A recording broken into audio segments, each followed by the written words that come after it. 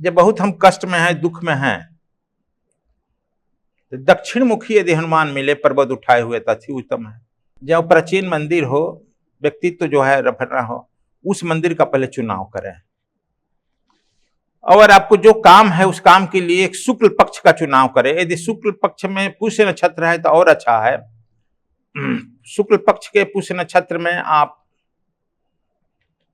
मंगलवार का दिन आ जाए तो और अच्छा है। आप 21 दिन के लिए चना खरीद लीजिए, 1-2 किलो 2.5 किलो जो है, 21 बत्ती खरीद लीजिए, घी का दीपक खरीद लीजिए और कुछ गुड़ ले लीजिए। बहुत खर्चा तो नहीं है ना। और सुबह सुबह अपने आप स्नान करके, वस्त्र बदल करके, किसी से बिना कुछ कहे बोले आप नंगे पांव हनुमान जी के मंदिर की तरफ चले जाइए। तो वहां दर्शन करिए। हम हनुमते रुद्रात्म काय होम फट, इस मंत्र का रुद्राक्ष के माला से 5 माला, कम से कम 1 माला जाप करिए। 11 मंगलवार को दर्शन करिए। आपका काम जो है हनुमान जी फटाफट हो जाएगा उनकी कृपा से। मंगल राम दरबार का रखना चाहिए। यदि राम दरबार नहीं रख सकते हैं तो हनुमान जी का बाल रूप रखिए। बाल रूप भी नहीं है तो हनुमान जी का ध्यान वाला रूप रखिए। ईशान कोण पर तुलसी का पेड़ रखिए। घर में पंचमुखी महा रखना हमारे समझ से भी तांत्रिक लोगों का है। घर में किया या मंदिर में ही पंचमुखी जो तांत्रिक लोग हैं वही रखें। साधारण के लिए वो फलदायक नहीं। हर का मूर्ति का वेश का अपना अपना भेद है। दूसरा तीसरा पर्वत उठाए हुए हनुमान हैं, उसका आप घर से बाहर रखिए। आश्रम में कोई रख सकता है, नदी के तट पर रख सकता है, तालाब पर रख सकता है। तो वह जो है पर्वत उठाए हुए हनुमान जी संजीवनी बूटी लेकर जा रहे हैं, तो उसी तरह से किसी की बीमारी पर संजीवनी बूटी हनुमान जी दे देते हैं। वह भी एक प्रधानता है। मोहब्बत मुसीबत में फंसे हैं तो वह जो है मूर्ति आपको संजीवनी बूटी देती है, जीवन से मृत्यु को देती है, इसलिए वह ऐसा भी कहा जाता है। लेकिन उसको बाहर रखना चाहिए, घर में नहीं। हनुमान जी को प्रसन्न करने के लिए असल में होना चाहिए, जिसको जो करना है उसके तरह अपने थोड़ा जीवन भी व्यतीत करना चाहिए। हनुमान जी सरल हैं, सहज हैं, विनम्र हैं और शाकाहारी हैं, झूठ फरेब नहीं बोलते हैं। यह सब हमको अपने में अपनाना होगा। जिसको पाना होगा उसके गुण को अपनाना होगा।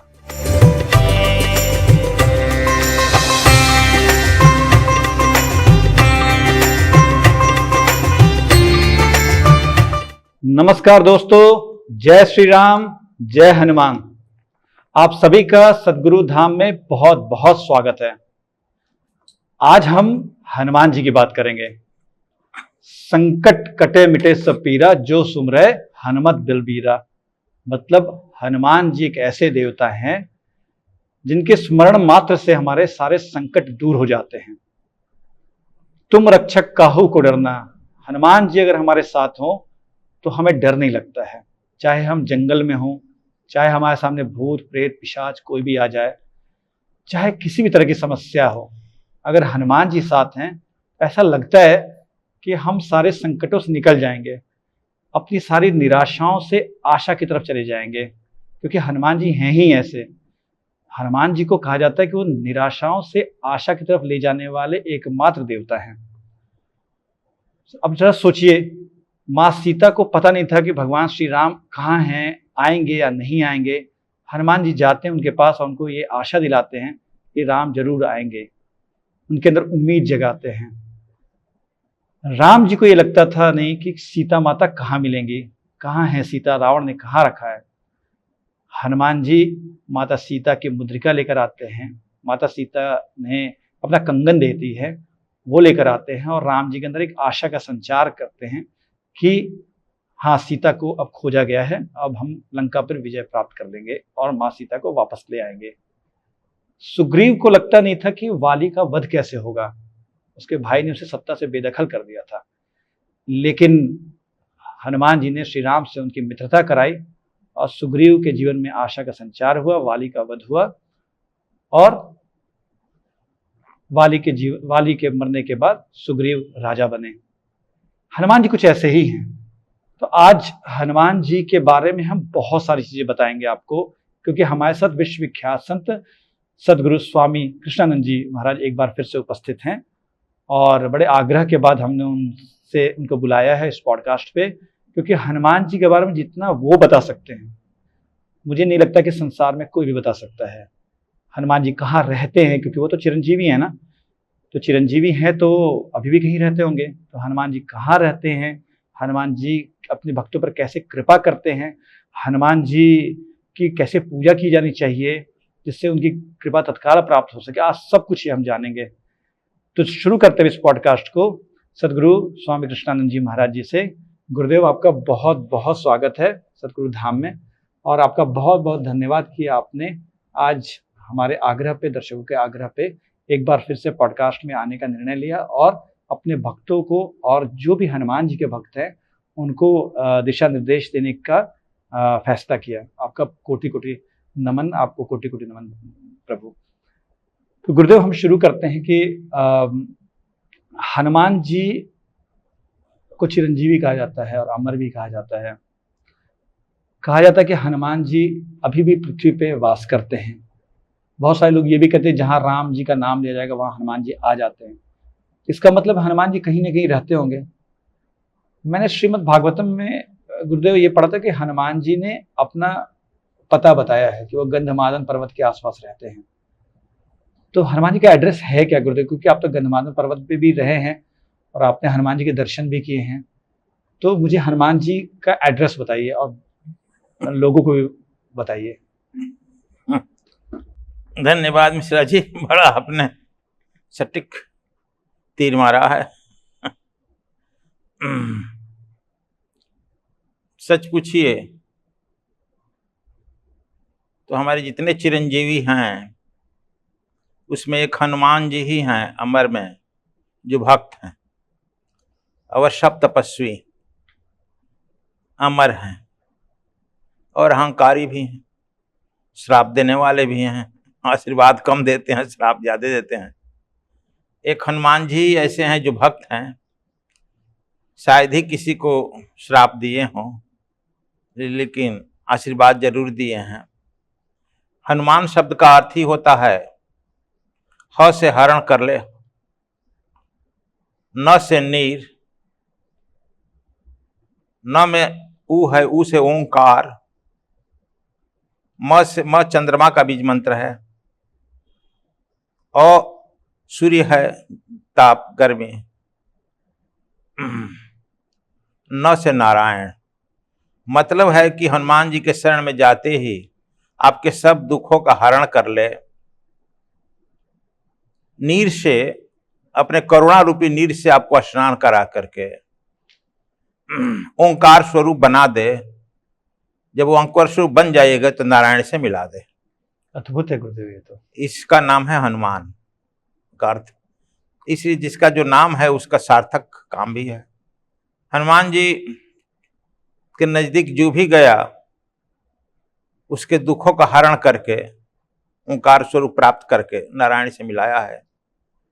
चाहे वह सुग्रीव हो, चाहे विभीषण हो या मकरध्वज। कुछ लोगों को, विद्वानों का कहना है कि मकरध्वज इनका पुत्र था।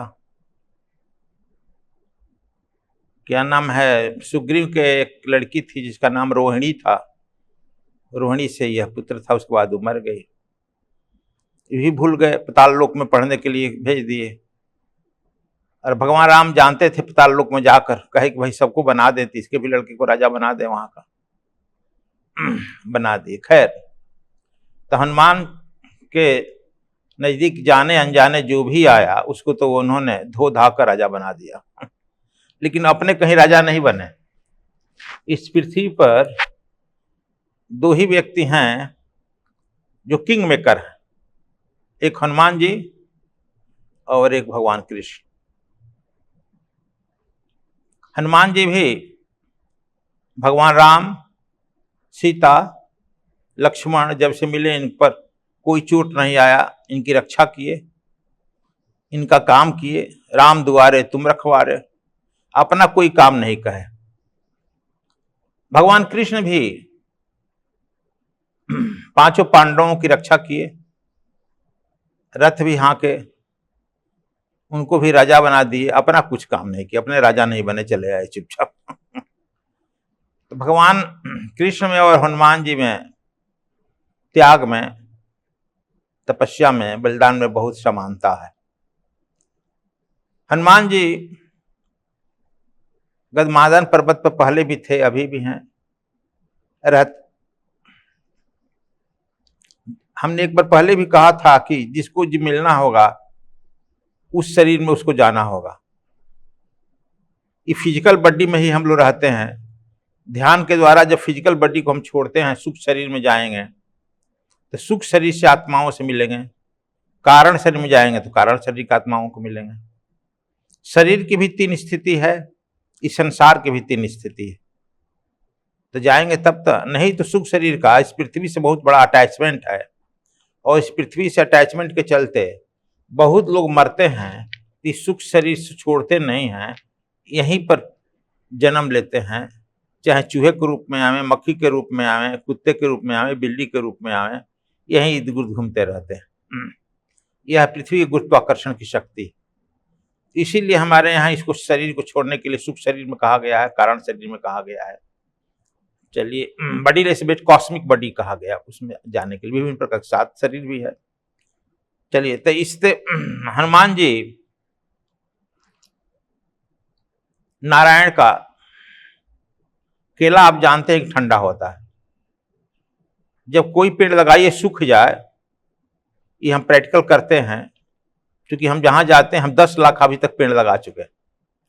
जहां जाते हैं आश्रम बनाने के पहले पेड़ लगाते हैं। इस कॉलोनी में आए थे, एक पेड़ नहीं था। यहाँ के पुलिस अधिकारी हमारा शिष्य बने, यहाँ पुलिस कमिश्नर थे, शिष्य बने, पूछे कि क्या दक्षिणा दे, हम दक्षिणा देगा तो हाँ पेड़ लगवाओ। जी पेड़ मांग रहे हैं, देखते हैं जितना पेड़ उन्हीं का लगवाया हुआ हम लोगों को लगवाए। तो एक पेड़ नहीं था, यहाँ पक्षियां नहीं थी। तो जहां जहां हम आश्रम पहले जाते हैं वहां पेड़ ही लगवाते हैं। यहाँ जहां पेड़ नहीं लगता है वहां केला का पेड़ लगा दीजिए, और केला के पेड़ के नीचे वो पेड़ लगा दीजिए, वो पेड़ लग जाएगा। इसीलिए केला को मदर ट्री भी कहा गया है, क्योंकि उसमें पानी होता है ना, तो पानी से सींचते रहती है, ऊपर से भी ठंडा रखता है, नीचे भी ठंडा रखता है, वो पेड़ लग जाता है। आप दिल्ली में आम, सेव, कटहल का पेड़ नहीं देखे होंगे। हमारे आश्रम में देखिएगा, कटहल भी फरा है, आम भी अभी मंजर लगा है, और सेव भी फला है, नारियल भी फला है, चिक्कू भी फला है। तो एक तो यहाँ यज्ञ होता है, गाय हैं। दूसरा जो ये बताए कि केला मदर ट्री। अब जानते हैं कि सॉलिड फल में केला आप खा लीजिए तो आपका सब मिनरल मिल जाता है। लिक्विड में गाय का दूध ले लीजिए तो आपका सब मिनरल मिल जाता है।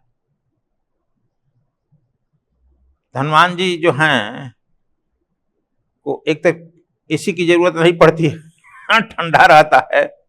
हम भी जहाँ पहले बगीचा लगाए थे केला, उसी में हम बैठकर ध्यान करते थे। वह बचपन में पढ़ते थे, बीएससी तक पढ़ते थे। खैर, केला ठंडा रहता है, लेकिन उस ठंडक में सांप भी रहते हैं। तो चलिए, तो हनुमान जी, एक बार हम हिमालय की यात्रा पर थे।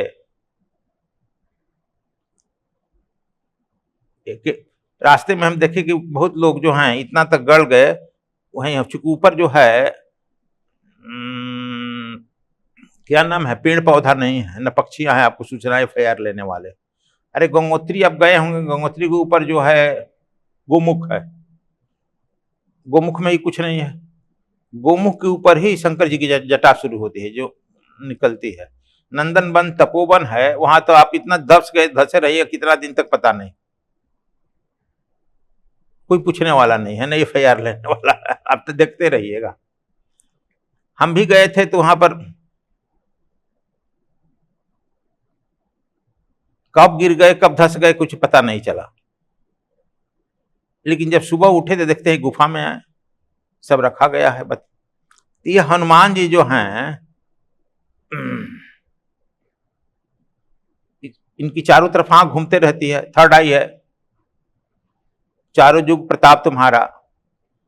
राम जी का एक ही युग में प्रताप है ना, भगवान विष्णु का प्रताप एक युग में है, सतयुग में, त्रेता में राम का, द्वापर में कृष्ण का, चारों युग प्रताप तुम्हारा।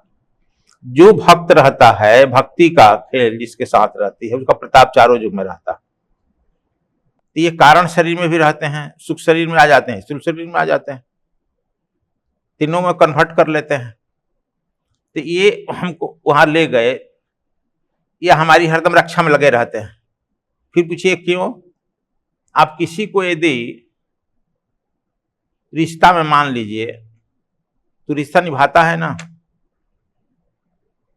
तो हमारे यहाँ इसीलिए रिश्ता में मानने के लिए कहा गया है। भगवान कृष्ण के तो लोग रिश्ता में मानते हैं, हनुमान जी को नहीं मानते हैं, न राम जी को मानते हैं रिश्ता में। फिर पूछिए कैसे रिश्ता? आप लोग जानते हैं कि बक्सर में सिद्धाश्रम है जहां विश्वामित्र रहते थे, वहां से गंगा तट पर थोड़ी ही दूर पर अहिल्यावली गांव, अहिल्यावली, अहिल्या का बली, अब उसका अपभ्रंश रूप होकर के अहिरवली बन गया। अभी दो जात के लोग हैं, एक यादव एक ब्राह्मण। फिर पूछे कि दो जात का मतलब क्या हुआ? दो जात के लोग अभी भी हैं। अहिल्यावली अभी भी है, पत्थर की बनी अभी। तो अहिल्या की लड़की आप जानते हैं कि अंजनी है। अच्छा, इज इट करेक्ट? गौतम ऋषि की पुत्री हुई? नहीं हुई। गौतम की पुत्री हुई ना अंजनी, और इनकी शादी जो हुआ है केसरी से। अंजनी भी औरत है, अहिल्या भी औरत है, केसरी जी बंदर हो गए, पोछ वाले हो गए। और हम लोग आप जानते हैं देहात के होंगे तो कोई ना कोई रिश्ता में लगता है सब जात के लोग। तो अहिल्या जी काकी चाची तो कुछ लगती होगी ना, काकी दादी तो कुछ लगती होगी। उनकी लड़की यदि है अंजनी जी, तब बहन हमारी होगी कि नहीं? हनुमान जी क्या लगेगा? अब भांजा लगे, भगीना लगे कि नहीं? बिल्कुल बिल्कुल। एक नंबर का रिश्ता है कि दो नंबर का रिश्ता? हम रखते हैं उसी रिश्ते में हरदम मिल जाते हैं। आप हनुमान जी के मामा जाओगे? हाँ, तो उससे रिश्ते में फिर मिल जाते हैं। एक बार हमारे महात्मा एक ब्रह्मचारी, क्या नाम है, जनार्थ जनेश्वर जी, 4-5 महात्मा को लेकर कहे कि चलो जब जाते हैं इलाहाबाद तो मिलने के लिए। एक दिन हम इसी तरह से अनायास कहे कि हम नहीं जाएंगे, भगीना को आप मिलने आता है, मामा जाता है मिलने। हनुमान जी का गंगा के तट पर, त्रिवेणी के तट पर उधर हम जाकर 1-8 किलोमीटर दूर खड़े हो गए, हम नहीं जाएंगे, बहुत हो गई, हद हो गई। उसको आएगा होता मिलने के लिए, आधा घंटा हो गया, अरे गुरु जी बड़ा भीड़ लग जाएगा। महंत जी को हम कहते हैं, महंत जी वहां के मित्र थे मेरे, तो ले जाते थे, सेवा वाह करते थे, मिलवाते भी थे, कुछ नाश्ता पानी करके। हम ना किसी से मत को, हम जाएंगे नहीं, वो मिलेगा तो नहीं मिलेगा। बहन भी बहुत दिन से नहीं मिली, बड़ी है, बड़ी बहन तो माता की स्वरूप होती है, ये भगीना तो भगीना है ना। सच मानिएगा, हम चुप जो है आधा घंटा मुश्किल से खड़ा रहे होंगे रुष्ट होकर के। तब से देखिए एगो लंबा चौड़ा आदमी 6-7 फीट का, और उम्र देखिएगा तो 50-60 साल का। उसके साथ एक बूढ़ी औरत आ रही है सफेद ड्रेस पहने हुए, वो भी लंबी, और हनुमान वो बंदर का वो मुंह से टेढ़ा हुआ, उनका हाथ पकड़े हुए आ रही। जब हम वहां पर खड़े थे तो सब लड़का दौड़ा, हाँ हाँ हाँ हनुमान जी तेरी, वो आकर बंदर थे, पैर छुआ, बहनिया भी छुई, तो हम कहे हाँ, अन्यास अपने मुंह से निकला, बड़ी बहन पैर छूती है, पागल कहीं का। बड़ी बहन तो माँ के बराबर होती है। अब भगीना से हम लोग पैर छुआते हैं, चल हट, उसका भी हाथ है तेरे झटके। कहाँ जा रहा है? बस आप ही के लिए मिलने आए थे, कहकर मंदिर की तरफ बढ़ा। तब हमारे शिष्य लोगों को झटका लगा रही तो हनुमान जी हैं, माई अंजनी माई आ गई दौड़ा पकड़ने के लिए, लेकिन हनुमान जी के मंदिर तक आते आते अंतर्ध्यान, पकड़ाया नहीं कोई। इसका मतलब जब आप किसी पर सोच लेते हैं मिलने के लिए, तो आपकी जो है वेव जो है वहां तक टकरा जाती है। मोबाइल में आप यहां बोलते हैं, आप यदि सी में ठीक ठाक तो वो वहां चला जाता है ना, बिल्कुल। अमेरिका कहां से चला जाता है ना। उसी तरह से आपके भी विल पावर का वेव चला जाता है, वहां लोग तक झंकृत होने लगता है। वो देखते हैं क्या है तो यहां से आ गया है, फिर जो है वह सुख शरीर से आने जाने में कितना टाइम लगता है मनस्वेग से, वहां आकर प्रकट हो जाता है। तो इसलिए हनुमान जी को कहाँ आना है, कहाँ जाना है, कहाँ प्रकट होना है, उनका तो अपना कोई काम है नहीं, न कोई हित ही नहीं है। जो कोई हित मान लिया, नाता मान लिया, उसका तो काम संवारना है। इसलिए हनुमान जी कई बार हमसे मिले हैं, हनुमान जी इस तरह से भेष में, लोग जाने के बाद सरप्राइज कर गए हैं। एक बार हम आप लोग से कहे हैं कि नहीं कहेंगे, एक बार कुंभ था, लगा हुआ था। कुंभ में हम अक्सर चले जाते हैं वहां, या जब जाते हैं वहां तो मध्य प्रदेश चले जाते हैं। मध्य प्रदेश कुंभ खत्म हो रहा था, आ रहा था। मेरा एक शिष्य था अंगद देव, कहे कि तू सामान लेकर प्रयागराज ट्रेन में आना, रिजर्वेशन था, हम लोग चलेंगे। कुंभ कल अंतिम दिन खत्म हो, लेकिन उधर से आ रहे थे तो हमारा बस उस गाड़ी सब रोक दिया, दूर पे ही 2-4 किलोमीटर पुल जो है बना हुआ उधर। हम बड़ा फिर पड़ गए, सामान कमंडल हाथ में, बैग हाथ में, कोई शिष्य भी नहीं। हम समझे कि सबसे लोग अपना प्रयागराज में ट्रेन में पहुंच गया होगा। प्रयागराज शायद 9 या 10 बजे खुलती है, 9 बजे 9:30 बजे वहां से खुलती है। वहां उतार दिया। हम कहीं यहाँ से कैसे जाए, पुलिस वाला कहा कोई साधन नहीं, पैदल जाना। पैदल जाएंगे नहीं। हम क्रोध में आकर पुल पर बैठ गए। अब तो चलो गाड़ी छूट गई, 10 बजे छूट गई, 10 तो यहीं बज रहा गाड़ी देख। पुलिस वाले से मदद मांगे, कहा कि नहीं पैदल जाना होगा, कुछ नहीं रिक्शा वाला, रिक्शा कोई मिल जाए। तब हमारे याद आया कि अरे यार भगना तू यहीं का सोया रहेगा, कब तक सोया रहेगा, तुम्हारे हाथ में मेरी ट्रेन छूट जाएगी। सोच रहे थे रिश्ता गड़बड़ है क्या भगना तुम्हारा, तुम्हें कोई चिंता नहीं है कि तुम्हारा मामा यहाँ फेर में पड़ा है, तू अपना सोया है, कितना दिन सोया रहेगा। उलाहना दे रहे थे मन ही मन, बैठ गए पुल पर ही। ठीक 5-7 मिनट, अब देखिए तो अब कहते हैं कि किसके तरफ देर है। 5-7 मिनट में देखते हैं कि रिक्शा खाली है, लंबा ऊंचा रिक्शा, एक वही तो 6.5 फीट का आदमी, यहां तक धोती पहने हुए, मैंने कहा यहाँ जंघा तक धोती, एक गंजी पहने हुए, बस कुछ नहीं, पूरा लंबा बड़ा सुंदर।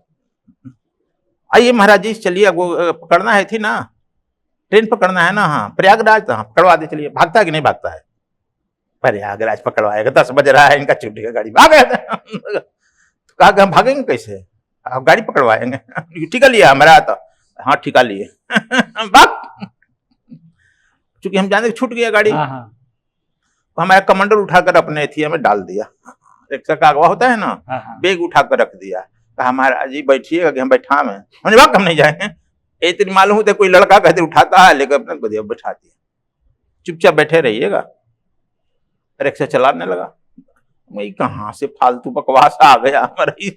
अच्छा जानते हैं पुलिस की घेराबंदी रहती है ना, लेकिन शॉर्टकट चलने के लिए जहां पुलिस है उसी में रगड़ के चलता। हमने कहा अरे सुन, कहा था कि जी ये मरवाएगा पुलिस से, कहा कि मारेगा, हम मारेंगे चुपचाप आप चलिए बैठ कर, देखते हैं कैसे मार देता है हमको। वो रगड़ते हुए शॉर्टकट में लेकर के इलाहाबाद स्टेशन पर खड़ा कर दिया। कहा चलिए, कहा गाड़ी तो छुल गई, गाड़ी कैसे चली जाएगी, गाड़ी की हिम्मत है चले जाने के लिए, चलिए हमको करवा देते हैं, हम नहीं जाएंगे, चल। गाड़ी जाएगी बताओ, इतना 11 बजने लगा। बैग रखा, एक हाथ कमंडल रखा, कहा आपको भी ले गोदी में 50 रुपए का नोट निकाले, ले पहले अपना पैसा ले, 20 रुपया लेगा, 25 रुपया लेगा, दीजिए। ले करके 20 एक 10 रुपया का नोट हमको धीरे से पकड़ा दिया 50, हम बगली में रख लिए, क्या पकड़ा क्या काटे, चल दिए। हमारा बोगी के सामने गया, अंगद देव का नाम चिल्लाने लगा, अंगद देव जी महात्मा तू कैसे नाम जानता है, हम जानते नहीं है सबका नाम। वो बोले आइए महाराज जी सामान ले चलिए। गए तो देखे हमारे भी बर्थ पर बहुत भीड़ था ना, पुलिस वाला बैठा था, इधर धक्का दिया पुलिस वाला, गिरा, भागता है कि नहीं भागता है। महाराज जी का सीट खाली करा दिया, बिछा भी दिया। आप सो जाइए, थके हैं, पैर दबा दे। हम कहे, अब जाओ जान छोड़ो हमारा। हम इरिटेशन में बोले कि जाओ जान छोड़ो, कि बजरी पकड़ा ही दिया। अब बैठे, गाड़ी चल दी फटाक से। तो हम कहे, ये अंगद देव हमारे बगलिया में देखता, ये मालूम है तक भगिनवा थका। बगलिया में देखता, हम बहुत थक गए हैं, कितना पैसा है? तो निकाला, कहा कि 20-20 को तो 2 गो है, एगो 10 रुपये का 50। अरे 50 रुपये का तो नोट दिए, 50 रुपये रेंज के दे दिए, हमको इसमें काम लगेगा क्या? अरे ये तो भगिनवा था ना, पैसा भी नहीं लिया, लेके चढ़ा दिया। इस तरह से हमसे कई बार जहां जहां फेर में पड़े हैं हनुमान जी, चाहे हिमालय हो, चाहे प्रयागराज हो, प्रयागराज में ज्यादा मिल जाते हैं, प्रयागराज में 2-3 बार। ये देखिए, तो जाकी रही भावना जैसी, प्रभु मूरत देखी तीन तैसी, तो हम भगिना मान लिए हैं, तो मिलेंगे ना। तो मतलब हनुमान जी के दर्शन करने से ज्यादा अच्छा पहले उनसे रिश्ता जोड़ दिया जाए और उस रिश्ते को ही और गहरा किया जाए, ताकि हनुमान जी फिर उस रिश्ते से आएंगे ही आएंगे दर्शन देने के लिए, मिलने के लिए, आपके काम बनाने के लिए। मतलब सबके काज संवारने वाले हनुमान जी। महाराष्ट्र के कोई शिष्य हमसे बताया कि गुरु जी, जब से हम लोग अब सुनने के आपको भगना है ना, तो हम लोग भैया कहते हैं। अब हनुमान जी भैया, अब भैया कहते हैं, सब काम फट से हो जाता। बड़ा ही अद्भुत है महाराज जी, ये तो सब रिश्ते में पसंद करता है ना। जब आपका अपनत्व आएगा, रिश्ता मानिएगा, तो अपनत्व प्रकट होगा। तो हम लोग देरी हम लोगों की तरफ है। हनुमान जी अत्यंत कारुणिक है और सरल हैं, दिव्य हैं, और वही एक है कि देवता नहीं, आप लोग कहते हैं देवता, भक्त है। भक्त हरदम भगवान के सुमिरन में रहता है। अब भक्त जो भगवान के सुमिरन में रहता है, उसमें साक्षात नारायण का वास होता है, इसलिए वो स्वयं नारायण स्वरूप हो जाता है। नारायण कोई काम करे या ना करे, भक्त काम हो जाता है। इसलिए हरदम नारायण भी कहते हमसे श्रेष्ठ हमारा भक्त होता है। इसीलिए हनुमान जी को यदि मिलना है तो उनसे अपना नाता जोड़ लीजिए। हमारे भगना है तो आप लोग भाई जोड़ लीजिए। और भाई जोड़ के देखिए आपका काम भैया करते हैं कि नहीं करते हैं। बड़ा भाई तो बाप के बराबर होता है कि नहीं? बिल्कुल। भारत में बोलिए होता है ना। बिल्कुल, पिता तुल्य ही होते हैं बड़े भाई। राम जी नहीं अपने भाइयों के पिता तुल्य काम किए हैं। अभी भी जो भी बड़ा भाई है वो अपने सब काम छोटे को करता है, उसे कोई आकांक्षा नहीं करता है। भले दरिद्री में रहे, गरीबी में रहे, कई को देखते हैं आईएएस बना दिया, आईपीएस बना दिया, पूछता नहीं है। उसके आंख में आंसू आएगा, कहता कि हम अपना काम कर दिए। बाप मर गए थे, कहता हम बाप थे। रिक्शा चलाता है आईएएस वकील का, तक कहा कि हम अपना काम कर दिए।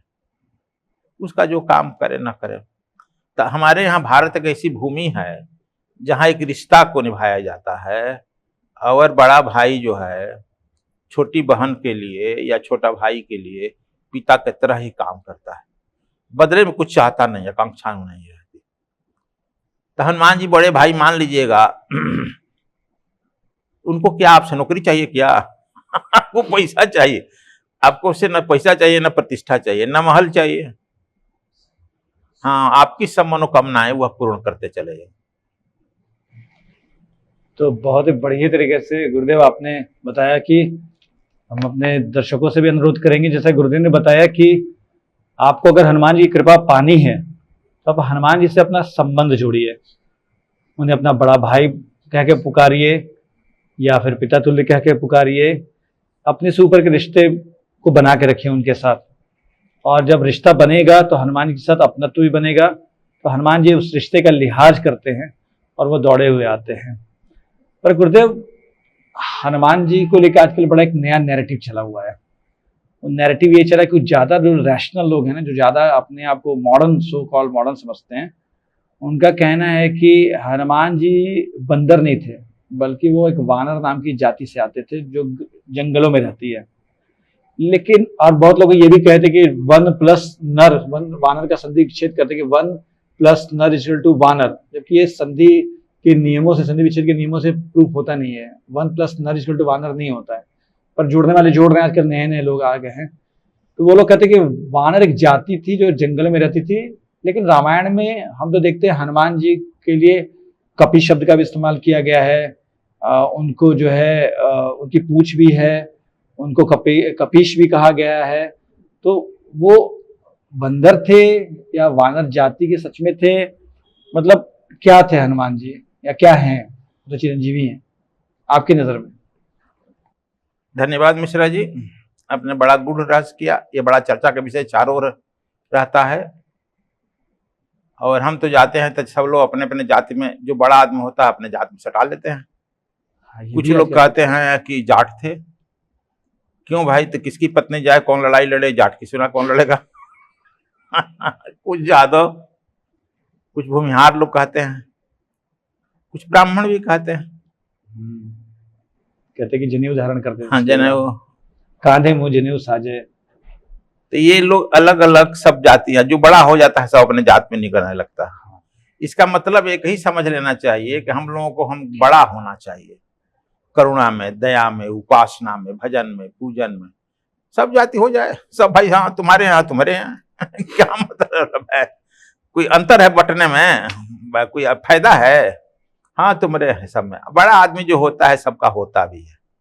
अब प्रधानमंत्री कोई बनता है तो क्या एक पार्टी का रह जाता है? राष्ट्रपति एक पार्टी का रह जाता है?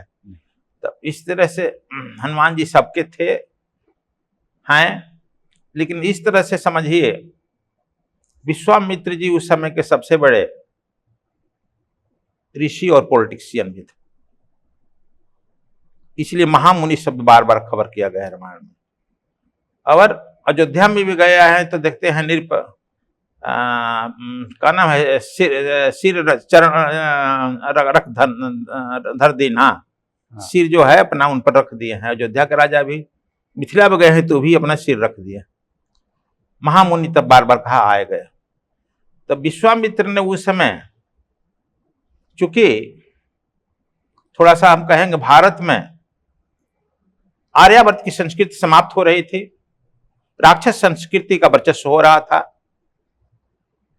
और भारत में जो हमारे अभी जो हो रहा था अवतार परशुराम जी का,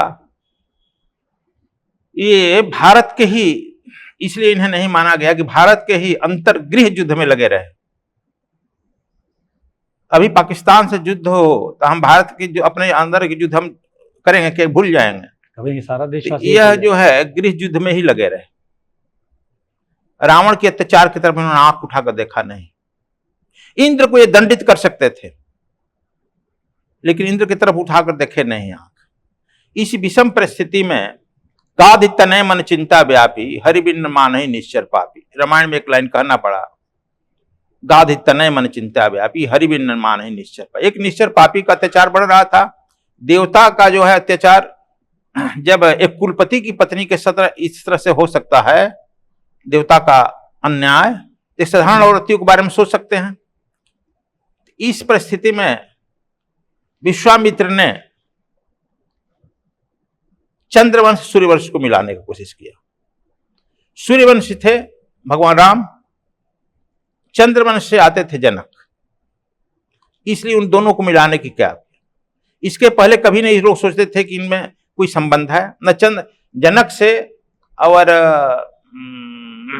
दशरथ से कोई संबंध न राजनैतिक संबंध, न आर्थिक संबंध, न कूटनीतिक संबंध, न ही रक्तगत संबंध, किसी प्रकार का संबंध नहीं, न होने की कोई संभावना थी।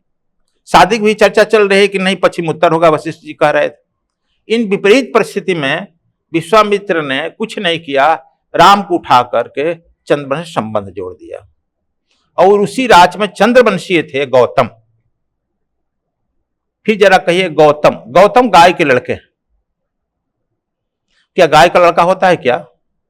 लक्षण अलंकार है। जैसे मैं कहता हूं कि मेरा बनारस में धाम कहां है? गंगा पर मेरा धाम है। क्या करंट है तो गंगा होगा धाम? क्या ऑन द बैंक अब तो गंगा है, मेरा घर आश्रम है। उसी तरह से ये गौतम मतलब गाय पालने वाले के लड़के होंगे, और अपने त्याग तपस्या के बल पर ऋषि पद को प्राप्त किए, ब्रह्मत्व पद को प्राप्त किए, जैसे वशिष्ठ ने प्राप्त किया था। क्योंकि ये वशिष्ठ जो थे, मित्रा वरुण उर्वशी पुत्र वशिष्ठ, हाँ। ये आए हैं जो राम के समय में थे। जी जी बिल्कुल। और पहले इसके थे जो वशिष्ठ, वे थे ब्रह्मा और उर्वशी पुत्र वशिष्ठ थे। जो नेमी के द्वारा निमि के द्वारा मारे गए, श्रापित किए गए। इसके बाद आए मित्रा वरुण। अब मित्र और वरुण दोनों क्षत्रिय हैं, उर्वशी। खैर, तो इनको भी बनाया गया, वशिष्ठ को भी। उसी तरह से हमारे यहाँ कर्तव्यों पर कर्मण्येवाधिकारः समाश्लेषु कदाचन, कर्म की प्रधानता दी गई। कबीर साहब इसीलिए कहते थे कर्मे कई कई जग बहुराया, माने कर्म कर कर करके तुम जो है उस पद पर प्राप्त हो जाते हो, आत्मपद को नहीं प्राप्त करते हो। कबीर साहब उस संदर्भ में किया, कर्म करके। तो ये लोग जो है गौतम, जो आप समझ गए, गौतम हुए थे, इसीलिए गौतम ऋषि भी चंद्रवंश में आते थे। तो अहिल्या को उद्धार करके गौतम से संबंध जोड़ दिए, और गौतम से संबंध जुड़ते हुए इनका लड़का सदानंद, जो जनक का पुरोहित है, उसके मुंह से शुद्ध स्वयं निकल गया कि विश्वामित्र तू जो है पुरोहितों का हृदय सम्राट बन गया। जो मैं नहीं कर सका, अकेले में छिप छिप कर रोते रहा, मुझे तो यह जनक ने प्रतिष्ठा दे दिया, मेरे पिताजी को दूसरा आसन बना करके विद्यालय बनाकर प्रतिष्ठा दे दिया। मेरा भाई जो है एक उनके यहाँ मंत्री है, दशरथ के यहाँ, एक मैं यहाँ हूं, एक ऋग्वेद का लिखता है। मेरा बहन जो है वहां चली गई, लेकिन सब रो रहा है, माँ को तो प्रतिष्ठा नहीं दिया। माँ को तू प्रतिष्ठा दे करके, मेरे पिता को सौंप करके पुरोहितों के हृदय का सम्राट बन गया, तू दिग्विजय बन गया। दूसरा, कभी हम लोग सोचा नहीं था कि जानकी की शादी जनक जी, उन्होंने वहीं पर अनाउंस कर दिया, जनक जी क्या आपने दशरथ जी को निमंत्रण दिया है? तो नहीं, कोई संबंध नहीं। लेकिन दशरथ के लड़के विश्वामित्र के साथ आ गए, चलिए जल्दी उनको रिसीव करने के लिए महामुनि है। और निर्णय हो गया। कहा कि क्या निर्णय हो गया? सीता का निर्णय हो गया शादी का। कैसे तुम कह रहे हो शादी का निर्णय हुआ? अभी तक कोई धनुष छू नहीं पाया, उठा नहीं पाया, निर्णय हो गया। कहा कि निर्णय लिख दिया। विश्वामित्र जाता है, नया इतिहास लिखता है। क्या आप सोचे थे आपने मेरी मां का उद्धार कर पाया? मैं अपने मां का उद्धार कर पाया? अहिल्या ताड़िका को मारते हुए, विश्वामित्र का यज्ञ करते हुए, मेरे मां का उद्धार करते हुए, मेरे पिता को सौंपते हुए, और यहां दो लड़कों के साथ आ जाने का आगमन क्या मतलब हम समझ रहे हैं। विश्वामित्र जहां जाते हैं नया इतिहास लिखते हैं। तब हड़बड़ा करके जनक जी भी दौड़ कर गए। तो जनक जी देखिए, अब एक तरह से इतिहास, एक तरफ से खाटी बिना जाता है, देहात के लोग समझते हैं, दूसरी तरफ बिना जाता है। तो यह जो है संबंध तब बन गया। अब वही जो है निखाद, एक निखाद गगन को यहां मदद किए थे, उसी निखाद का आदमी वहां निखाद जो है श्रृंगेरी में मदद करने के लिए खड़ा हो गया। यहां अंजनी को किए, यहां अंजनी का पौत्र लगेगा ना, अंजनी का पौत्र हाँ अहिल्या का पौत्र, अंजनी का पुत्र खड़ा हो गया। नानी का दुख देख करके, नानी के हमारे उद्धारक है आ गए, और मैं इनके लिए बिक जाऊंगा। केसरी जी पहले कह चुके, हाँ बेटा देखो तुम्हारी मां रो रही है, नहीं हम नहीं कर पाए, वह कर दिया, आ रहा है जंगल में। तो केसरी जी और ये सारे बानर जिसको कहते हैं, ये लोग सब चंद्रवंश के हैं, क्षत्रिय। आप कहिए कि इनकी पूंछ क्यों लगा दी गई? पूंछ नहीं है, हमारे यहाँ एक सिंबल लगा दिया जाता है। आप जहाज में देखते होंगे पीछे एक निकला रहता है, रडार की तरह निकला रहता है जहाज में, वह एयर बैलेंस करता है। ये लोग एक उड़ने की कला जानते थे। हनुमान जी के पैर में खड़ाऊ देखते हैं, खड़ाऊ में एक ऐसा मशीन था जो उनको ऊपर हाईलाइट में उड़ाता था।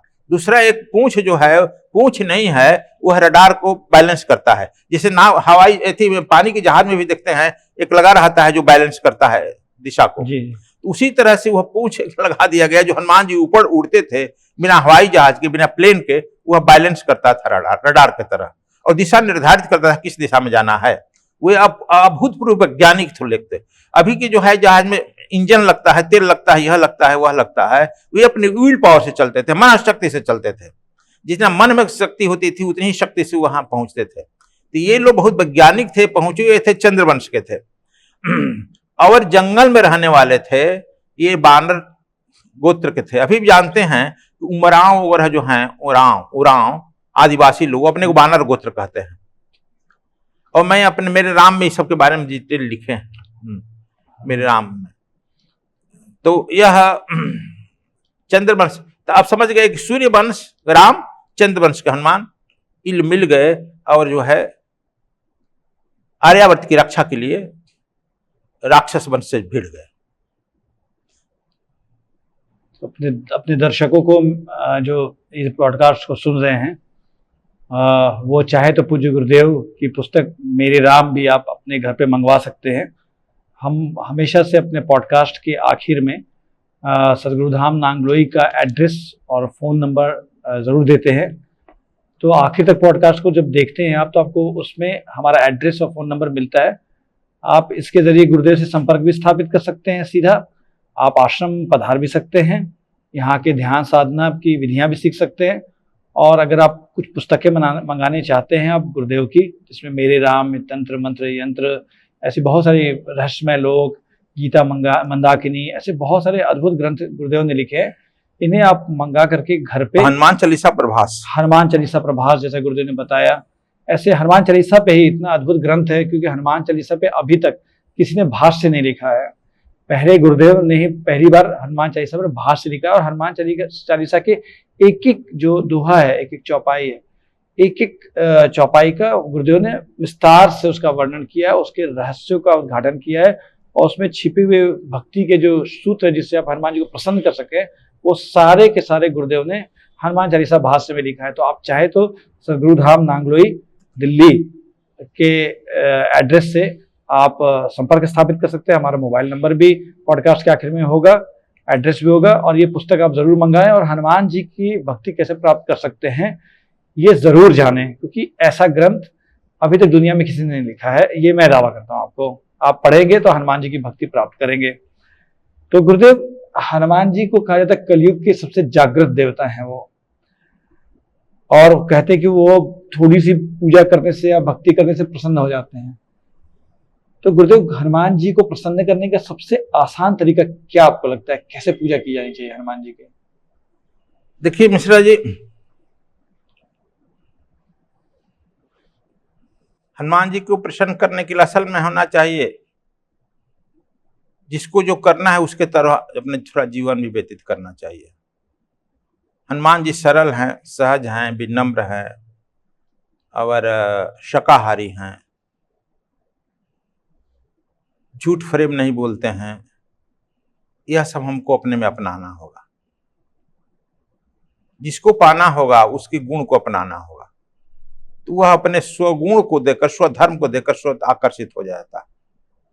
जैसे चुंबक खींचता है चुंबक को, लोहा को। हाँ, तो यह जो है उसके गुण धर्म को अपनाना है। दूसरी बात है, जब बहुत हम कष्ट में हैं, दुख में हैं, तो दक्षिण मुखी यदि हनुमान मिले पर्वत उठाए हुए तो अति उत्तम है। हमारे हर आश्रम में दक्षिण मुखी हनुमान जी ही हैं। दक्षिण मुखी हनुमान जी की पहचान कैसे कर सकते हैं गुरुदेव हम? मुंह दक्षिण पर ही हो, क्यों पहचान करना? अच्छा, जैसे मतलब वो मूर्ति स्थापित जहाँ जो उसका मुंह दक्षिण, हनुमान जी का मुंह दक्षिण की तरफ। हाँ। जैसे गणेश जी के बारे में कहा जाता है कि दक्षिण मुखी गणेश का मतलब है कि उनकी सूंड दाहिनी साइड हो, मुड़ी हुई, इसलिए मैं थोड़ा सा कंफ्यूज था। नहीं, मुंह जैसे दक्षिण तरफ हो बस जी। तो दक्षिण मुखी हनुमान जी। हाँ, ये हमारे यहाँ हर आश्रम में दक्षिण मुखी ही हनुमान जी है। तो गुरुदेव फिर से इसको बताइए कैसे करना चाहिए, क्योंकि मैंने आपको टोक दिया। बता रहे हैं कि दक्षिण मुखी हनुमान जी कहीं मंदिर हो, किसी सिद्ध आदमी के द्वारा वह स्थापित मंदिर हो। मंदिर सिद्ध वही होता है जो सिद्ध व्यक्ति के द्वारा स्थापित किया जाता है। प्राणवान आदमी के द्वारा स्थापित किया ही मंदिर में प्राण रहता है। जैसे बद्रीनाथ केदारनाथ प्राणवान है, शंकराचार्य प्राणवान व्यक्ति थे, आदि शंकराचार्य उनके द्वारा स्थापित है, इसलिए उसमें प्राण शक्ति है ना। इसी तरह प्राणवान व्यक्ति के द्वारा स्थापित किया। अभी हम लोग कहीं जाकर के जमीन घेर लेते हैं और बीच रास्ते पर बना देते हैं, यह जो है उचित नहीं है। हाँ, इसलिए हम तो बहुत कहने लगे कि लैंड इंक्रोचमेंट अफसर बना दिया तू लोग, यह जमीन दखली देवता बना दिया, और जनसाधारण को जाने आने में रास्ता तूने दखल कर लिया। जब प्राचीन मंदिर हो, व्यक्तित्व जो है रफना हो, उस मंदिर का पहले चुनाव करें। और आपको जो काम है उस काम के लिए एक शुक्ल पक्ष का चुनाव करें। यदि शुक्ल पक्ष में पुष्य नक्षत्र है तो और अच्छा है। शुक्ल पक्ष के पुष्य नक्षत्र में आप मंगलवार का दिन आ जाए तो और अच्छा है। आप 21 दिन के लिए चना खरीद लीजिए, 1-2 किलो 2.5 किलो जो है। 21 बत्ती खरीद लीजिए, घी का दीपक खरीद लीजिए और कुछ गुड़ ले लीजिए। बहुत खर्चा तो नहीं है ना। और सुबह सुबह अपने आप स्नान करके, वस्त्र बदल करके, किसी से बिना कुछ कहे बोले आप नंगे पांव हनुमान जी के मंदिर की तरफ चले जाइए और उस मंदिर में दीपक जला दीजिए। दीपक जला करके हो सके तो 7 बार पाठ करिए। 7 बार पाठ कर कोई छुटाई बंदी महासुख होई। 3 घंटा लगेगा। यदि 7 बार नहीं कर सकते हैं तो 7 बार करिए, लेकिन हृदय से करिए, भावना से करिए। जो आपकी भावनाएं हैं, कामनाएं हैं, उसको कहते हुए करिए। और आप करने के बाद परिक्रमा कर लीजिए, गुड़ चना चढ़ा दीजिए, जो भी आदमी हो उसको बांट करके सीधे घर वापस आ जाइए। फिर आते समय भी किसी को पीछे मुड़कर मत देखिए, जाते समय भी किसी पीछे मुड़कर नहीं देखना है। फिर अपना काम करना है कीजिए। इस तरह से 21 दिन करिए। यदि शुक्ल पक्ष में ही खत्म होता है तो और अच्छा है। फिर यदि हो सके तो इसका हवन कर लीजिए। बस आपका जो है काम बिगड़ा से बिगड़ा काम बन जाएगा, हो जाएगा। यह इतने में आपको प्रसन्न हो जाएगा। आप जो चाहते हैं, दर्शन करना चाहते हैं तब, नहीं तो उनसे जो काम चाहते हैं यह काम, इससे आसान आप किसी का कोई काम नहीं है। अपने दिन भर काम करते रहिए। तो यह हनुमान जी के एक सिद्धि का एक उपाय है, अपने काम सिद्धि का। दूसरा है कि आप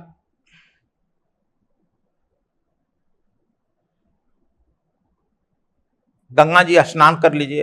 यदि गंगा जी का, जैसे हमारा बनारस का जो है आश्रम गंगा तट पर है, गौशाला भी है, तुलसी का वन भी है, आंवला भी है, यज्ञशाला भी है, और वह मंदिर सनातन है। सुने हैं कि रामानंद जी के द्वारा वह मंदिर किया था, गंगा में चला गया, फिर तुलसीदास भी वहीं किए, फिर वहां से कबीर साहब भी आकर वहीं भजन करते थे, डूब गया, फिर उसको ऊपर निकाला गया। हम गए तो वह मंदिर वहां स्थापित मैंने शुरू का है, दक्षिण मुखी है, गंगा तट पर है। और रामानंद जी कहे हैं कि 3 चीज सिद्ध है, उसको सिद्ध नहीं करना है। जैसे गंगा जो है पानी नहीं है, वह विष्णु द्रव है, भगवान जनों का चरणामृत है द्रव। तुलसी का पत्र स्वयं सिद्ध है, जहां रहती है वह जमीन भी शुद्ध रहता है। तीसरा गाय, जहां रहती है वह जगह शुद्ध रहता है। तीनों वहां पर हमारे यहाँ है, गंगा तट पर। गंगा तट है ये, हनुमान जी का मंदिर है, सिद्ध है ना, इस दक्षिण मुखी है, तो वहां दर्शन करिए। हम हनुमते रुद्रात्मकाय हुम फट। एक बार दोबारा गुरुदेव सुन। हम हनुमते रुद्रात्मकाय हुम फट। इसमें ओम नहीं लगाना है। हम लोग हर में ओम लगा देते हैं, ओम, इसमें हन में ओम नहीं। हम हनुमते रुद्रात्मकाय हुम फट। इस मंत्र का रुद्राक्ष के माला से 5 माला, कम से कम 1 माला जाप करिए। 11 मंगलवार को दर्शन करिए। आपका काम जो है हनुमान जी फटाफट हो जाएगा, उनकी कृपा से मंगल। तो यह हनुमान जी सबसे आसान सिद्ध देवता है। यदि मंगलवार को आप व्रत रहे तो और अच्छा है, नहीं तो कम से कम 11 व्रत को दर्शन कीजिए, वहां जाकर अपने मनोकामना को पूर्ण कीजिए। धन्यवाद। और कुछ गुरुदेव, ये तो आपने बताया कि कोई सिद्धि प्राप्त करनी हो या कोई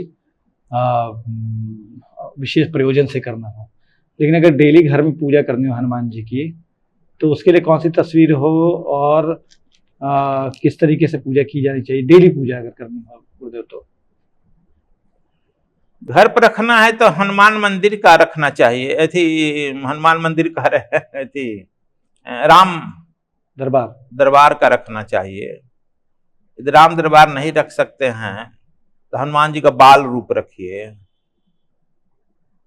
बाल रूप भी नहीं है तो हनुमान जी का ध्यान वाला रूप रखिए।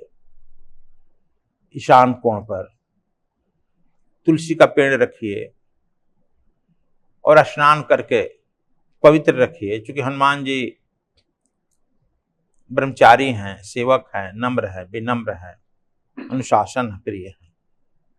इतना घर में रहना चाहिए।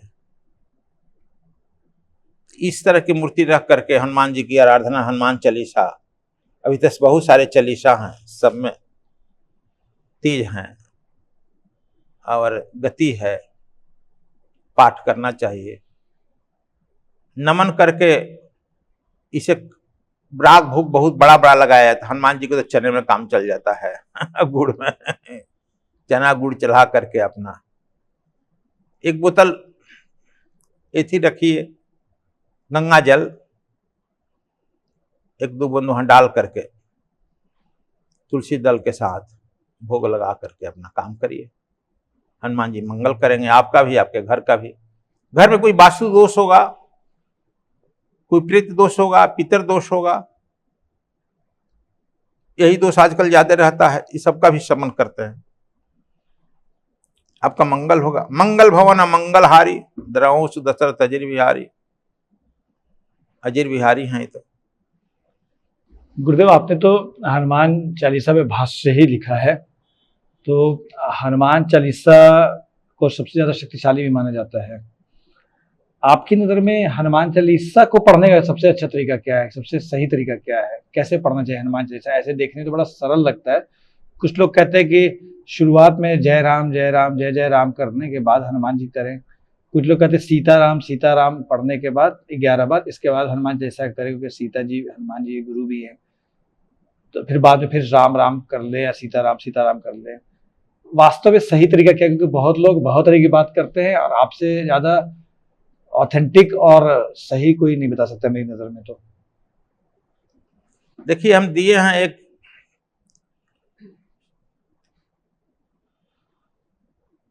उसका नाम हम दिए हैं शिव नृत्य। उसमें श्री राम जय जय राम का कैसे किया जाता है 20 मिनट में। 5 मिनट है जय गुरुदेव जय जय गुरुदेव, 10 मिनट श्री राम जय जय राम, फिर 5 मिनट श्री राम जय राम, 5 मिनट जय गुरुदेव जय जय गुरुदेव। यह नृत्य हमने बताया है पूजा के बाद करना चाहिए। इसे है कि एक शरीर को जो हम अलग से योग आसन ध्यान व्यायाम करते हैं, यह सब शरीर का हो जाता है। दूसरा जो है, शेरनी का दूध तांबे के लोहे के पात्र में नहीं रखा जाता है, सोने के पात्र में रहता है, नहीं छेद करके निकल जाएगा। तो यह जो है गुरु इसलिए कहते हैं सीता जी को, हनुमान जी का, कि सूर्य जो थे उनके शिक्षा गुरु थे। हम लोग जानते हैं एक होता है पुरोहित, एक होता है कुल गुरु, एक होता है शिक्षा गुरु, होता है ना, एक होता है आध्यात्मिक गुरु। सीता जी आध्यात्मिक गुरु थे, इसलिए उन्हें अशोक वाटिका में यह मंत्र दे दिए, श्री राम जय जय राम। इसीलिए यह मंत्र उनका जाप करते हैं। श्री में सीता जी आ गई, जानकी आ गई, श्री राम जय जय। और यह मंत्र जो है सिद्ध है, कीर्तन हरदम करते रहते हैं। कीर्तन का अर्थ है कि ऐसा करिए जैसे तन अपने आप नाच उठता है। अपने उसको नाचने के लिए सीखना नहीं है, ऐसा क्रियाएं हो कि तन अपने आप नृत्य करने लगे। तो घर में हमारे यहाँ दिया गया 20 मिनट पूजा पाठ दोनों टाइम लोग करते हैं। तो स्नान करके सबसे पहले 4 बजे उठ जाना चाहिए, मैक्सिमम 5 बजे जग जाना चाहिए। स्नान करके पवित्र वस्त्र पहन करके हनुमान जी के मंदिर में घी का दीपक जला दे। अखंड दीप जले तो और अच्छा है। जिसे घर में अखंड दीप जलता है घी का या तिल का तेल का, उसे घर में दरिद्रता नहीं आती। ये सब हमारा आजमाया हुआ है प्रैक्टिकली। लक्ष्मी का वास होता है, अकाल मृत्यु नहीं आती है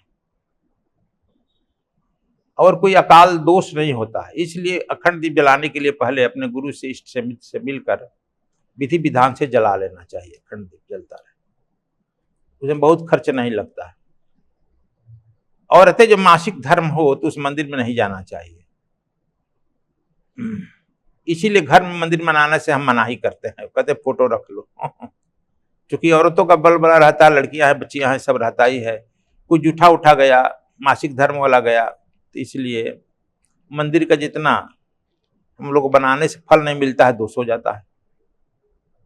जो कि प्राण प्रतिष्ठा दिया गया तो उसका धर्म निभाना होता है। तो घर में करने के लिए आप बताए कि चाहे वह बाल रूप रखिए, ध्यान वाला रूप का रखिए, और हनुमान चालीसा का पाठ यदि परिवार के सब लोग बैठ करके प्रेम से गावें, प्रेम से आनंद से विभोर होकर के गाएं, तो उसका बहुत मंगल फल होता है। घर की नकारात्मक शक्तियां दूर हो जाती है, सकारात्मक शक्ति आने लगती है, पॉजिटिविटी आने लगती है, दरिद्रता दूर होगी, केस मुकदमा का जो है मुकदमा दूर होगा, टेंशन दूर होगा, पागलपन दूर होगा, और घर में सकारात्मक वातावरण बन जाएगी। लक्ष्मी जी बिन बुलाए जाते रहे कहीं से आ जाएगी। इसलिए अखंड दीप इतना चीज करना पर यह जो है कुछ नहीं करना है, उसे घर मंगलमय रहेगा। गुरुदेव, आपने जैसे बताया कि घर पे राम दरबार रखना चाहिए, इसमें हनुमान जी श्री राम के चरणों में बैठे हुए हों, या हनुमान जी के बाल रूप का तस्वीर लगा सकते हैं हम और पूजा कर सकते हैं। बहुत सारे लोग ये कहते हैं कि हनुमान जी का पर्वत उठाए हुए जो मूर्ति है उसकी पूजा नहीं करनी चाहिए, क्योंकि वो मुसीबत का प्रतीक है। बहुत लोग ये भी कहते हैं कि पंचमुखी हनुमान जी का पूजा भी घर में नहीं करना चाहिए, कि वो तांत्रिक स्वरूप है उनका। तो मंदिर में भी बहुत लोग मना करते हैं कि पंचमुखी हनुमान जी के मंदिर में तभी जाइए जब आपको कोई तांत्रिक साधना करनी हो, तभी करना चाहिए, और मुसीबत के समय में तो वो पर्वत नहीं। बहुत लोग ये भी मना करते हैं कि जो हनुमान जी के सीने को फाड़ते हुए दिखाया जिसमें भगवान जो है श्री राम और माँ जानकी हैं, उसको भी नहीं रखना चाहिए। तो आपका इसमें क्या मत है गुरुदेव? कि भगवान, आपने ये तो बता दिया कि राम दरबार की रखनी चाहिए, ये सब जो बताते हैं लोग, ये अंधविश्वास है या इसमें कुछ सच में तथ्य है कि हाँ हमें हनुमान जी की, पंचमुखी हनुमान जी की पूजा नहीं करनी चाहिए, या सीने में का को चीरते हुए हनुमान जी की पूजा नहीं करनी चाहिए, ऐसा कुछ है? या बहुत लोग कहते हैं गुरुदेव कि जो भगवान हनुमान जी कीर्तन कर रहे हैं वो वैरागी बना देते हैं, तो क्या है सत्य गुरुदेव आप आध्यात्मिक दृष्टि से? देखिए, हम बताए कि जो कीर्तन है करना, मन बैरागी रहेगा। कमल में जैसे कमल जल में रहता है, जल रहते हुए मन बैरागी रहेगा। संसार में रहते हुए काम करते हुए वैरागपूर्ण काम करेंगे तो क्या हर्जा है। जैसे जनक थे, अत्रि थे, जावल थे, गर्ग थे, गौतम थे, जो आपका गुत्र सब तो वैसे ही थे ना। कितना रागी हैं, कितने बैरागी हैं, देखिए। दूसरी बात है कि घर में पंचमुखी महा रखना हमारे समय से भी तांत्रिक लोगों का है। घर में किया या मंदिर में ही पंचमुखी जो तांत्रिक लोग हैं वही रखें, साधारण के लिए वो फलदायक नहीं। हर का मूर्ति का वेश का अपना अपना भेद है। दूसरा तीसरा पर्वत उठाए हुए हनुमान हैं, उसका आप घर से बाहर रखिए, आश्रम में कोई रख सकता है, नदी के तट पर रख सकता है, तालाब पर रख सकता है। तो वह जो है पर्वत उठाए हुए हनुमान जी संजीवनी बूटी लेकर जा रहे हैं, तो उसी तरह से किसी की बीमारी पर संजीवनी बूटी हनुमान जी दे देते हैं, वह भी एक प्रधानता है। मोहब्बत मुसीबत में फंसे हैं तो वह जो है मूर्ति आपको संजीवनी बूटी देती है, जीवन से मृत्यु को देती है, इसलिए वह ऐसा भी कहा जाता है। लेकिन उसको बाहर रखना चाहिए, घर में नहीं। और पंचमुखी महादेव हनुमान जी, पंचमुखी हाँ हनुमान जी बहुत बिहड़ काम है। हम तो अभी देखे हैं जितने लोग पंचमुखी रखे हैं जय सच्चिदानंद हो गए। हम तो पंचमुखी मंदिर में अभी तक नहीं गए। लोग कहते हैं हम लोग चले जाते, जो भी रखे हैं वो जय सच्चिदानंद को मतलब समझ गए ना, चले गए। ऐसा क्यों गुरुदेव?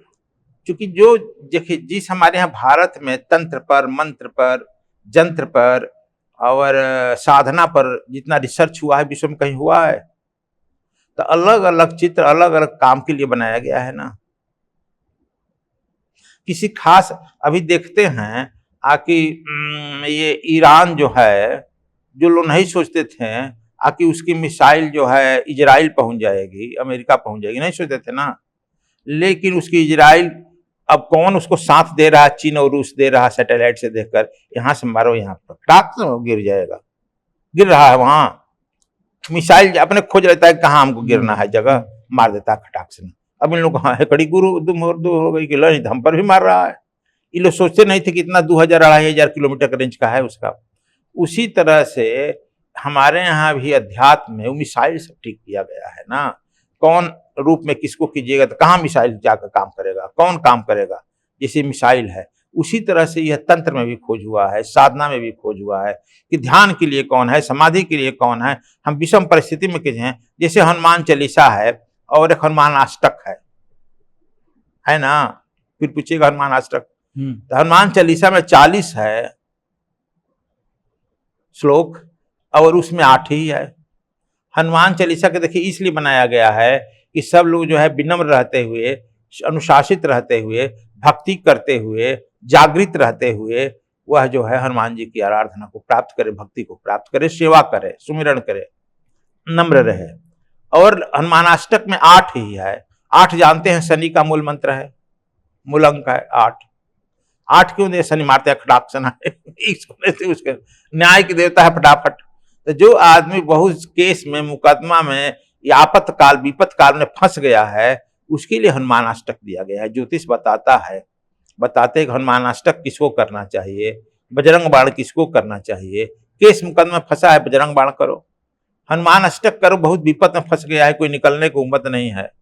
जैसे भगवान राम भी चले गए पतालपुरी, निकलने को कोई उम्मीद नहीं है, तो कौन निकालेगा? हनुमान अष्टक निकाल देंगे, फटाफट कर देंगे। कौन से उस जग में काज कठिन जग माही, कौन ही जानत है जग में कपि संकट मोचन नाम ते है। तो यह जो है इसलिए वो हनुमान अष्टक है और संकट मोचन बजरंग बाण है। तो यह जो है अलग अलग हमारे यहाँ, आप जानते हैं कि तुलसीदास भक्त भी थे, तांत्रिक भी थे, ज्योतिषी भी थे, जानते हैं ना। पहले तंत्र थे, इसे तंत्र को उन्होंने छोड़ा, ज्योतिष में आया, फिर ज्योतिष को छोड़कर भक्ति में उतर गए। इसलिए उन्होंने सब जानते थे, इसलिए सब लोगों के लिए बात लिख दिए। अब सब आप ही भुजना की तरह लगा रखिएगा। एक डॉक्टर के पास झोली में बहुत सारी दवाएं होती है ना। तुलसीदास वैद्य भी तो हैं, सदगुरु वैद्य वचन विश्वासा, संयम यही नहीं विषय कर आशा। तो वैद्य की झोली में तो बहुत तरह की दवा होती है, तो वही नहीं पहचान कर देगा कि फलाना है, फलाना दे देगा, फलाना दे देगा, कि सब झोलिया की दवाइयाँ खा जाइएगा। हाँ, तो इसी तरह से तुलसीदास जी विभिन्न लोगों के लिए विभिन्न तरह की दवा दिए हैं अलग अलग। तो हम लोगों को सब दवा नहीं खाना चाहिए, इसलिए उससे पूछ लेना चाहिए कि हमें ये संकट है तो कौन दवा ले, किसमें हम हनुमान अष्टक करें, किसमें बजरंग बाण करें, किसमें हम करें। ज्योतिष लोग भी बता देता है और भक्त लोग भी बता देता है, भैया भक्ति करनी है तो यह करो। भक्ति लोग इसलिए हनुमान चालीसा ज्यादा प्रसिद्ध है कि यह भक्ति में है, सुमिरन में है, साधना में है, सेवा में है, समझ गए। चलते फिरते भी कर सकते हैं। गुरुदेव, बहुत सारे लोग जो है कहते हैं कि बजरंग बाण का पाठ रोज नहीं करना चाहिए, क्योंकि उसमें राम जी को शपथ, राम जी के नाम की शपथ दिला करके हनुमान जी को बुलाया जाता है। तो मतलब हनुमान जी इतने विवेकी तो हैं ही कि समझ सकते हैं कि मजबूरी नहीं है, आज भक्ति में कर रहा है बच्चा, है ना, बजरंग बाण का पाठ कर रहा है, कोई बात नहीं है। मतलब ऐसा क्या है कि बजरंग बाण का पाठ रोज नहीं करना चाहिए, या किस किस कंडीशन में करना चाहिए बजरंग बाण का पाठ? बताइए ना, बजरंग बाण के पाठ जैसे संकट में पड़ गया तो देखते नहीं, कोई लड़का भागता है, मातारी नहीं कही तुम्हारे बाप कसम, हमारी कसम, मातारी कसम, तो लड़का लौट आता है। नहीं देखे हैं बचपन में? जी बिल्कुल। माँ देव कहती हमारी कसम जो गया तो, हाँ, खिसियाया हुआ लड़का लौट आता है, माई कसम ना माई। माँ उसके लिए प्यारी होती है। तो हनुमान जी के लिए सबसे प्यारा कौन है जगत? राम है। तो आदमी जब तुलसीदास उसी तरह से काशी में को पंडित मारते हैं, नहीं देखा है हमारे हैं, रामायण की जगह जला दिए हैं, हाथ पिराए, दांत पिराए, गोड़ पिराए, लिखे हैं ना हनुमान बाहुक में। तो ऐसी स्थिति में आपातकाल में लिख रहे हैं, देखो सब मार रहा है पंडित। बुला रहे हैं। तो उसी तरह से आप लोग आपातकाल में आता है तब ज्योतिष भी बताता है कि उस समय हनुमान बजरंग बाण का पाठ करो, हनुमाष्टक का पाठ करो। आपातकाल है ना, रोज करना है तो हनुमान चालीसा करिए, कोई बात नहीं। और इस तरह से करना है तो कहिए कि भाई हमारा पूरा जिंदगी आपातकाल है, कोई चोर उधर हमको फंसा रहा है, कोनो केस में उधर फंसा रहा है, तो हम चलते चलते कोनो रास्ते में लंगी मार रहा है, फाट मार रहा है, हम मूर्ख, संसार के लिए इतने मूर्ख हो गए हैं कि हमको कोई समझ ही नहीं रहा है, हमारे लिए आपातकाल हरदम। आप ही देखो, आप ही के भरोसे चल रहे हैं, तभी ठीक, तब देख लेंगे भाई, चल हम ही को देखना है तो हाँ तो चल, इस समझ कर यदि करे कि हमारे लिए हरदम आपातकाल, चारों ओर से जो है काम, क्रोध, मद, मोह, लोभ, अहंकार भी हम पर चढ़ाई कर रहा है प्रभु, अब हम अपने से रक्षा नहीं कर सकते, इस भावना से करिए तो ठीक। गुरुदेव, बहुत सारे लोग हनुमान जी की तो पूजा करते हैं, हनुमान मंदिर भी जाते हैं, हनुमान चालीसा का पाठ भी करते हैं, लेकिन राम जी की पूजा नहीं करते हैं। तो राम जी के बिना तो हनुमान जी अधूरे हैं, तो क्या मतलब हनुमान जी की पूजा अकेले की जानी चाहिए? आपका क्या मत है इस पर? कभी मैं बोलता था कि नहीं करनी चाहिए राम जी की पूजा, राम जी की हो गई, सबकी हो गई, लेकिन ऐसी बात है कि हम लोग आरत हृदय रहे न चेतु, फिर कहे आपन हेतु। हम लोग आरत हृदय हैं सांसारिक काम के लिए, कष्ट के लिए, दुख के लिए, किस के लिए, मुकदमा के लिए, झगड़ा के लिए, मार के लिए, पीट के लिए, गोतिया से, देहात से, पड़ोसी से सब पद पर है, इसलिए इसके लिए तो हनुमान जी का ही करना होगा, संसारिक उपाधियों से। और भक्ति के लिए, वैकुंठ के लिए, मुक्ति के लिए तो राम जी की करनी होगी। इसीलिए भक्ति में जिसको जाना है तो वे जैसे हनुमान जी करते हैं वो करना होगा। संसारिक उपद्रव के लिए भगवान राम का भी सांसारिक उपद्रव यही शांत किए हैं ना, संसारिक उपद्रव के लिए शांत यही करेंगे। संसार में कोई काम लगता है हमको, अभी सर में तो पुलिस ने देखती है, पुलिस में FIR करते हैं, न्यायालय में जाएगा तब न जज साहब आते हैं। आध्यात्मिक पुलिस ना है ये, हनुमान जी भक्तों के लिए पुलिस, अब समझ गए, पुलिस के सर्वोच्च अधिकारी, इसलिए स्वयं FIR भी लेते हैं, हियरिंग भी कर लेते हैं। दिल्ली का पुलिस बेल देता है ना, ये भी अपना बेल दे देते हैं। उपद्रव इनके खिलाफ करता हो गिरफ्तार कर लेते हैं।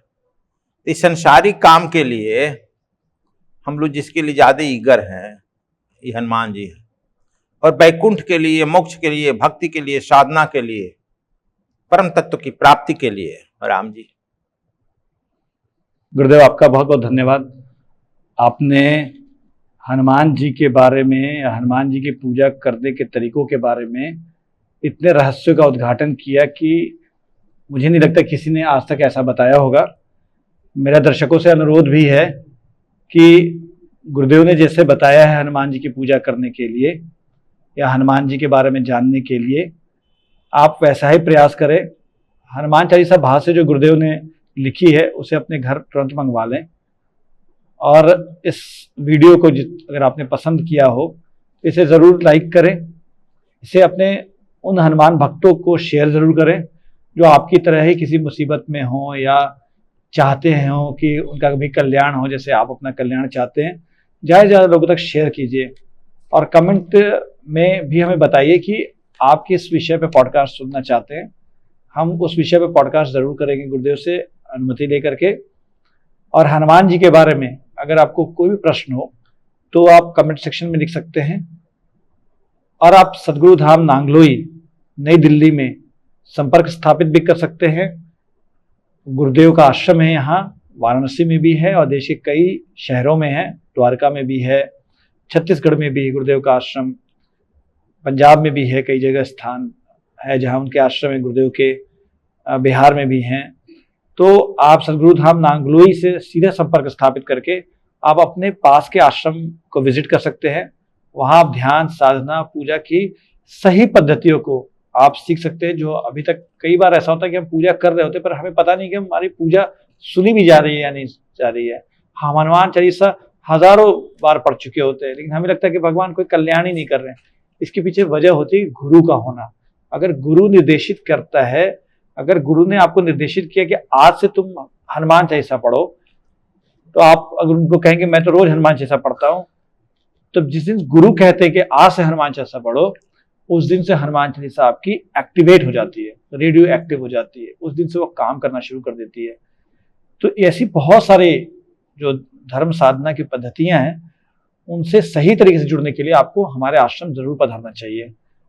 और इस वीडियो को देखा है आपने, मुझे उम्मीद है कि आपको बहुत पसंद आया होगा। हम फिर जल्दी सदगुरु के साथ एक नए पॉडकास्ट के साथ हाजिर होंगे। तब तक के लिए आप सभी अपना बहुत ख्याल रखिएगा। गुरुदेव से मैं अनुमति लेता हूँ। गुरुदेव आपका बहुत बहुत धन्यवाद, आपको कोटि कोटि नमन, और दर्शकों को इतनी सारी चीजें बताने के लिए आपका विशेष आभार। दोस्तों मैं अलविदा लेता हूँ, आपसे विदा लेता हूँ। अगले पॉडकास्ट को देखने के लिए आप हमारे सदगुरु धाम चैनल को ट्यून करके रखें। आप सभी का बहुत बहुत धन्यवाद। प्रणाम। जय गुरुदेव, जय हनुमान, जय श्री राम।